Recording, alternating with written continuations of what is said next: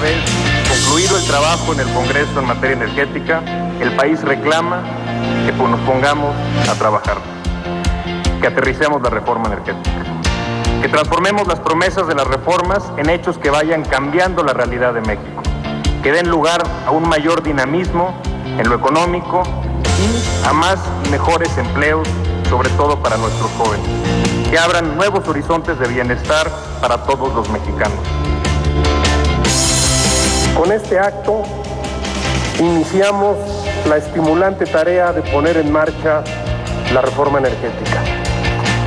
Logramos desahogar la ronda cero con anticipación al plazo marcado en el decreto de reforma constitucional.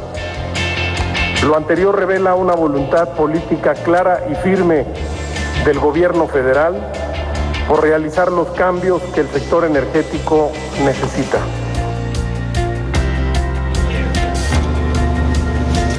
Este es un fragmento, buenas noches, bienvenidas y bienvenidos, un fragmento de la conferencia de prensa que se dio de la presentación que dieron los funcionarios Pedro Joaquín Codwell, el secretario de Energía, y Emilio Lozoya, el director de Petróleos Mexicanos, el día de hoy, anunciando la asignación del total de las reservas que solicitó Pemex en el marco de la llamada Ronda Cero.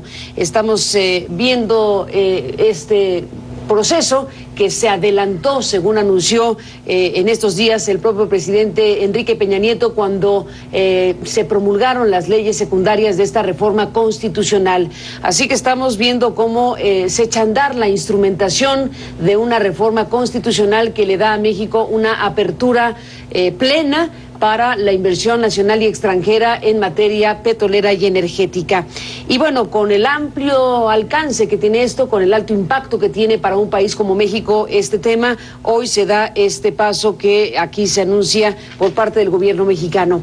Para hablar del momento que se vive en nuestro país, de lo que significa esta reforma, sus leyes secundarias, la consumación en términos legislativos de este proceso y la instrumentación que arranca con estas decisiones y anuncios, hemos invitado al estudio de CNN en la Ciudad de México al ingeniero Cuauhtémoc Cárdenas, ex candidato presidencial, actualmente coordinador general de Asuntos Internacionales del gobierno del DF y presidente del Centro Lázaro Cárdenas, y Amalia Solórzano, hijo del general Lázaro Cárdenas, quien, como sabemos, expropió la industria petrolera hace décadas en nuestro país. Gracias, ingeniero, por estar aquí esta noche para conversar. Bienvenido.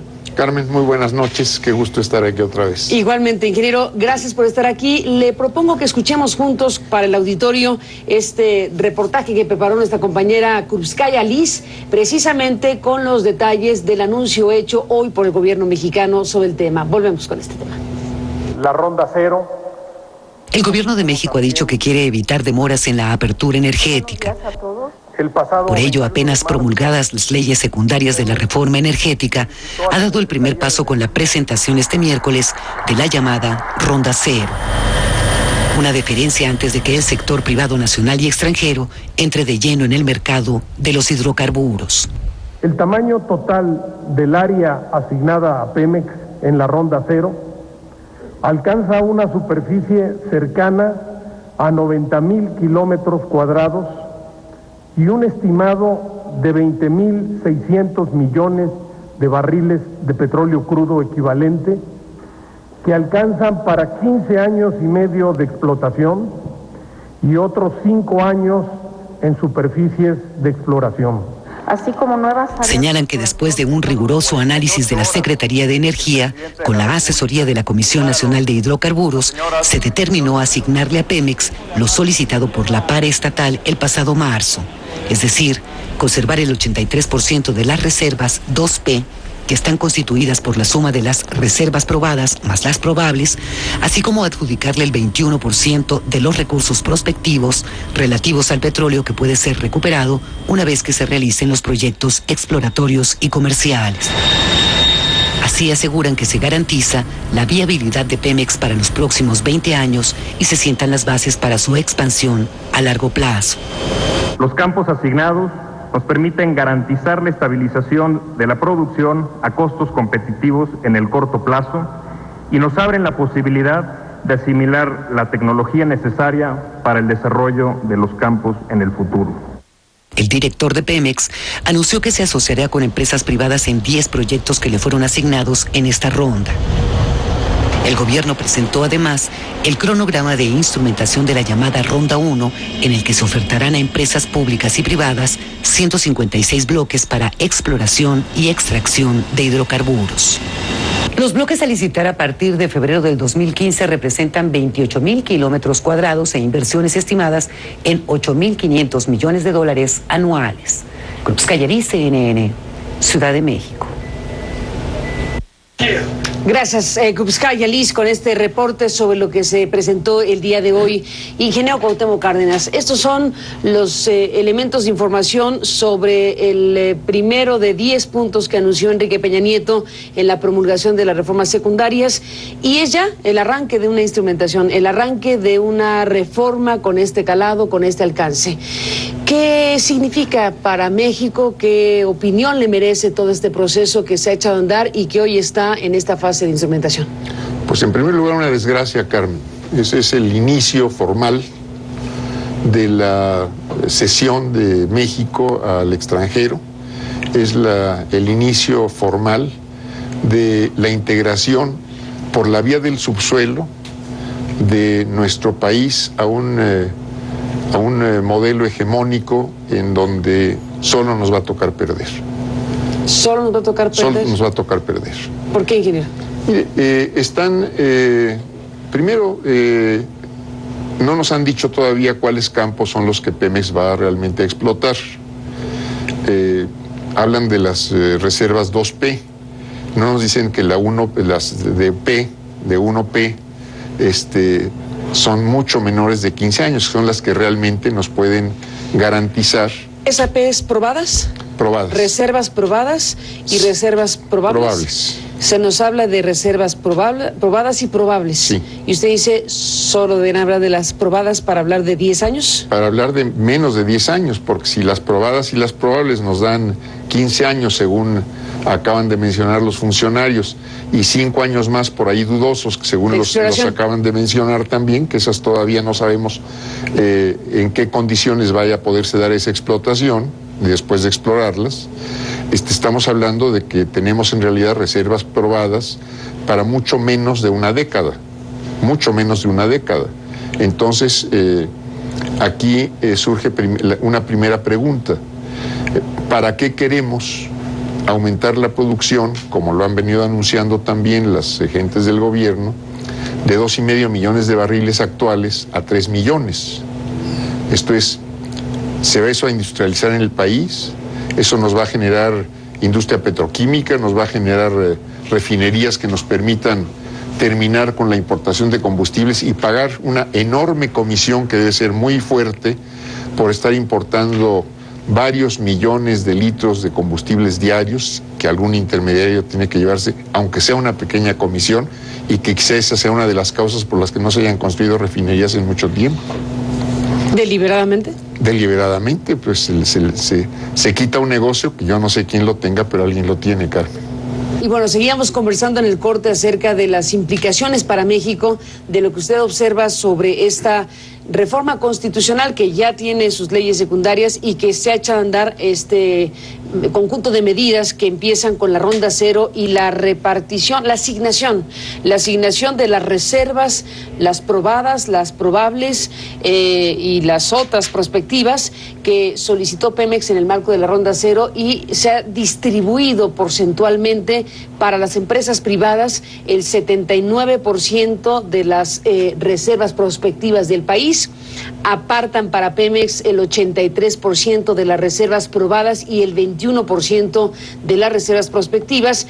A las empresas privadas les tocaría el resto en esta distribución, pues, del pastel petrolero y energético.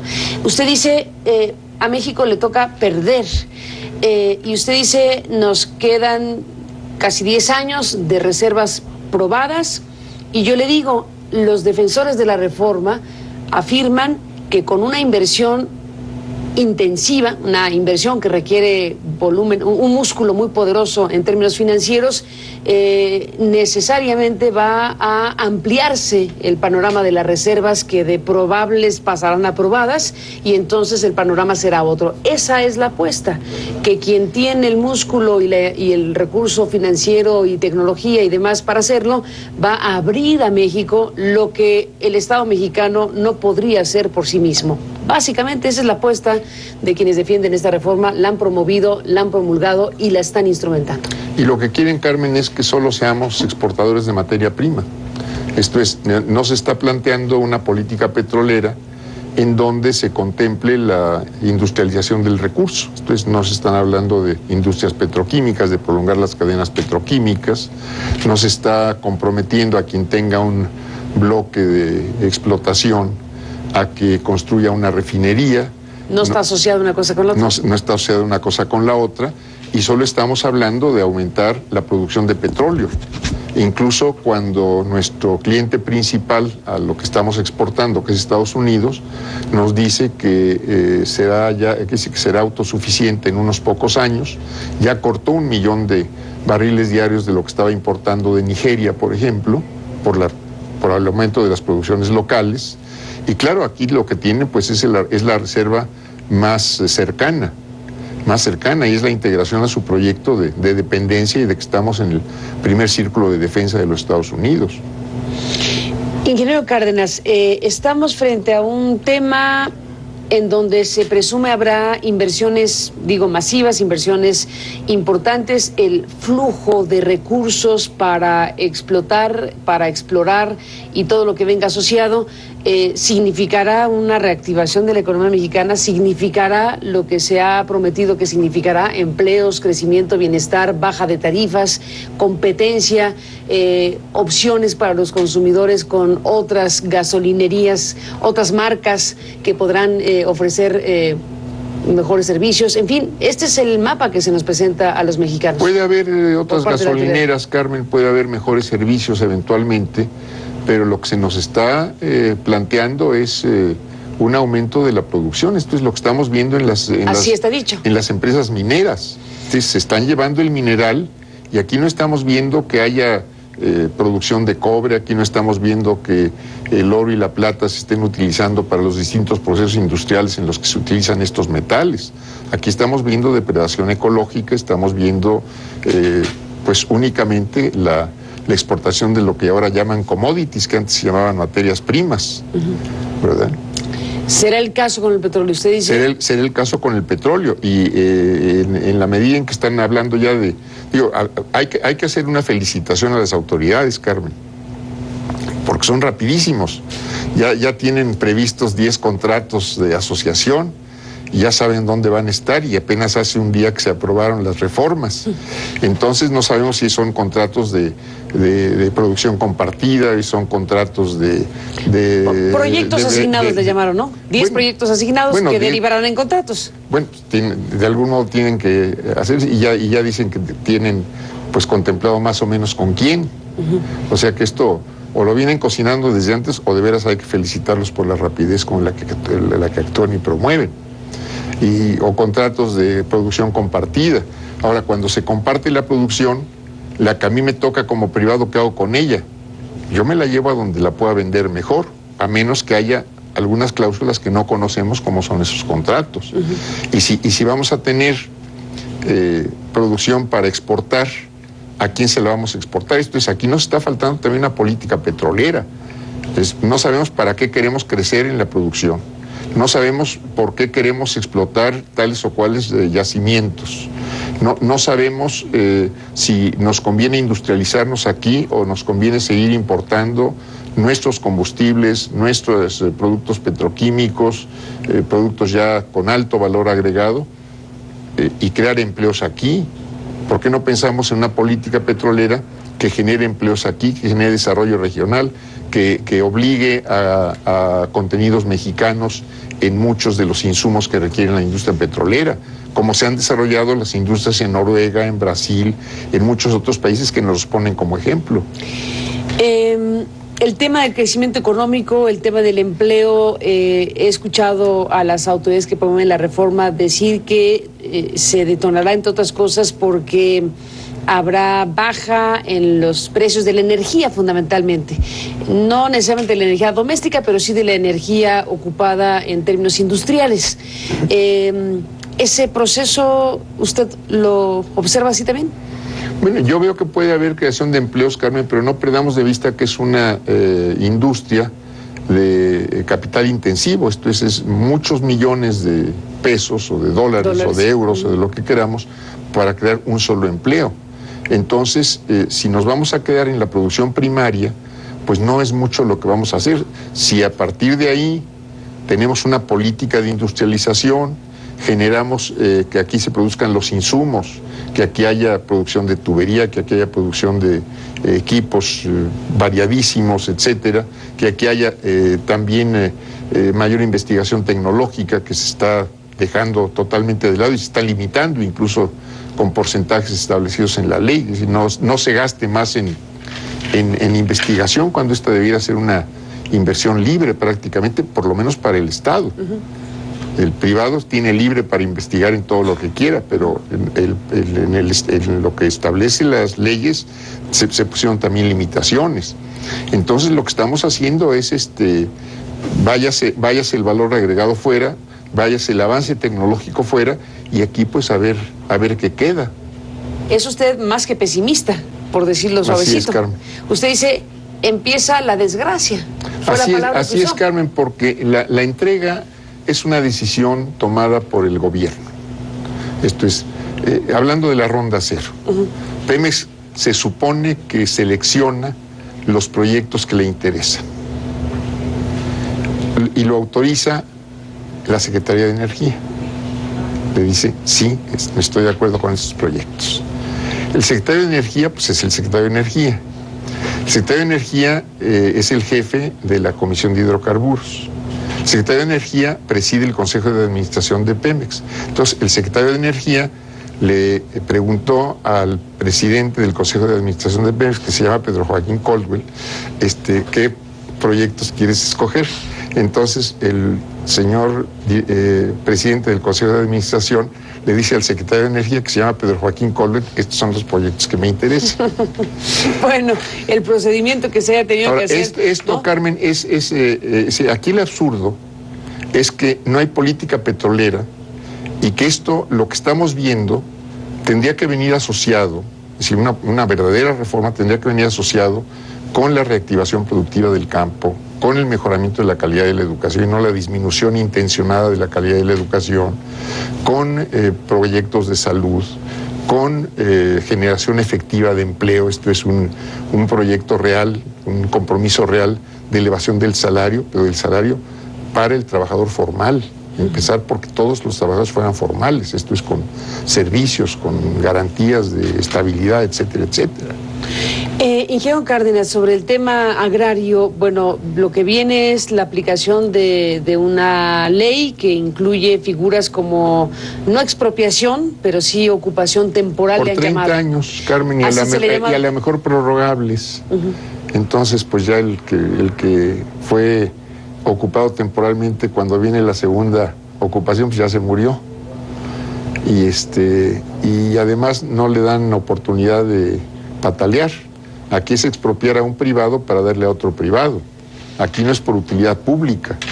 Se abre para México un proceso donde se incluyen explotaciones con mecanismos llamados fractura hidráulica o fracking, asuntos que pues están bajo polémica. Esa otra ruta donde se va a extraer gas vía la fractura hidráulica, ¿qué opinión le merece? Bueno, me parece muy peligroso que vayamos a entrar en estas prácticas, Carmen, cuando Francia, cuando Italia, cuando varios estados de Estados Unidos, Nueva York, entre otros, han prohibido estos procedimientos por los efectos que tienen de contaminación de suelos, de contaminación de mantos freáticos. Entonces esterilizan los suelos, no vuelven a servir para la agricultura, para la ganadería, contaminan los mantos freáticos, envenenan las aguas domésticas que en muchas ciudades están abasteciéndose de los mismos mantos que utiliza este procedimiento de fracking. Y además, en el caso de México, los yacimientos que están en estas formaciones geológicas de shale o esquistos en español están en zonas con escasez de agua. Entonces, en Coahuila, en Tamaulipas, en Chihuahua, donde puede detectarse que puede haber este tipo de formaciones geológicas, son de por sí zonas con escasez de agua. Bueno, pues todo un panorama, ingeniero, que seguiremos conversando, si me lo permite. Se me acaba el tiempo y déjeme cerrar con el tema de una consulta que se está promoviendo. México tiene también ahora de estreno una figura que es factible, una consulta popular con efectos vinculantes. El PRD, usted mismo, han promovido una pregunta que se incorpore en las próximas elecciones de 2015 sobre el tema energético. Morena, encabezada por López Obrador, está haciendo lo propio con otra pregunta. El PAN, con otro tema, a través del asunto de los salarios mínimos, promoverá una pregunta en la elección 2015. El PRI anuncia que probablemente podría también colocar una pregunta, etcétera. En el tema energético, ¿qué expectativa real hay de que se le pregunte a los mexicanos qué piensa de una reforma que ya se aprobó y qué piensa de lo que va a significar para nuestro país? La formulación de la pregunta todavía está en curso y queda el asunto en manos, pues, del máximo tribunal. Yo espero, Carmen, que la consulta pueda llevarse a cabo. Entonces, los requisitos que se requieren, esto es el número de ciudadanos que se pronuncien porque haya una consulta, está cumplido. Se va a presentar con oportunidad en cuanto se cumplan las fechas en septiembre. Y lo seguiremos ahí. Yo espero que se coincida con lo que está haciendo Morena. Más allá de que las preguntas puedan ser distintas o no, se coincide en el objetivo. Y bueno, yo espero que en la Corte superemos todos los requisitos burocráticos. Y veremos qué pasa. Ingeniero Cárdenas, gracias por estar aquí esta noche. Gracias, Carmen. Y hasta la próxima. Gracias por estar aquí y a usted que nos permite acompañarle. Hasta mañana. Pásale bien. El PAN dice que ellos tienen en este momento una victoria cultural. Ellos han enterrado al general Cárdenas. Ellos han destruido finalmente y enterrado lo que uno de los panistas habló, un cadáver que apesta, el del general Cárdenas. Mira nada más quienes lo están diciendo. Esto me recuerda a La sombra del caudillo, una de las más famosas novelas de la Revolución Mexicana, en donde hacían sus acuerdos los personajes que estaban ahí decidiendo, estos poquitos, si retaban o no retaban al caudillo para la siguiente elección, exactamente en el mismo sitio que el PAN los está haciendo. No son distintos, son absolutamente iguales. En un burdel te refieres, con todas sus letras. Sí, en un burdel, ahí están discutiendo los altos asuntos de la política. Y el PAN criticó a esa política, a ese partido, a esos revolucionarios corruptos. Y mírenlos ahora. La pregunta también es, ¿quién sacó el video? Porque resulta que le sacan el video a estos ganadores morales de la reforma energética exactamente el día en que se está celebrando por parte del PRI, para decirle al PAN, oigan, bájenle la voz a su triunfalismo, porque miren dónde estaban ustedes gastándose dinero público cuando deberían de estar muy preocupados discutiendo las fórmulas de la reforma energética. Mira, le llevó 12 años al PAN perder esa marca, esa bandera que logró imponer durante cuánto, cuando uno se pregunta durante cuánto tiempo, durante todo aquel tiempo en el que no había podido acceder de lleno al poder, ¿sí? Porque en el momento que hubo que repartirse, sacaron el cobre como buena parte de la clase política mexicana. Hay muchos otros que son muy honorables que a la primera de cambio se ven. Yo nunca olvidaré una frase de un panista estando en el gobierno diciendo, bueno, fueron 70 años en los que el PRI se repartió las delegaciones de las secretarías, los recursos, el presupuesto, etcétera, ahora nos toca a nosotros, ¿no? Esa frase es realmente, me parece, que aniquila, ¿no? Porque te habla de para qué querías el poder, y me parece que la ausencia de ética pública en actos de esta naturaleza, incluso peores, Leonardo, me parece mucho peor lo de los moches que una, digo, siempre y cuando la fiesta no haya sido con recursos públicos, ¿no? Que una fiesta privada, ¿no? En donde, en fin, andan con la gallina, como dirían las abuelas, andan con la gallina debajo del brazo, diciendo que esas son conductas inaceptables, pero en cuanto pueden, son presas de esas mismas damitas a las que tanto critican en sus discursos públicos. Suponemos que cuando una fracción parlamentaria va a discutir los altos problemas políticos de la nación, lo hace con dinero público. Está perdonado eso, ese uso del dinero público para cosas tan importantes.